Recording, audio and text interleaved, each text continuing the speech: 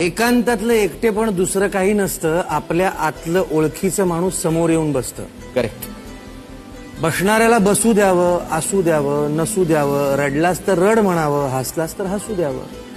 कधी एकट्याने बसून त्याचा एकांत ऐकावा, कधी आपल्या शांततेत त्याने एकांत रेखावा. एकांताच्या तीरावर एकच नाव लावावी, नाव नसेल ज्याला अशा नात्याशी ती जावी. वा. एकांताच्या मनात जेव्हा खूप तरंग उठतील, दुडदुडणारे हरिण सगळे तहानलेले असतील. तहान त्यांची भागवण्याची जबाबदारी आपली नाही, तहान कायमची भरेलच अशी खात्री नाही काही. धावणाऱ्याला धावू द्यावं, पाहणाऱ्याला पाहू द्यावं, एकांताच्या पल्याड स्वतःला नकळत सोडून यावं. येताना मात्र आतल्या माणसाला सोबत घेऊन यावं. हा. येताना मात्र आतल्या माणसाला सोबत घेऊन यावं. जायचं असेल तर जाईल तो, त्याचं पाहिल तो. जायचं असेल तर जाईल तो, त्याचं पाहिल तो. कितीही थांबला गेला तरीही थोडासा शिल्लक राहील तो.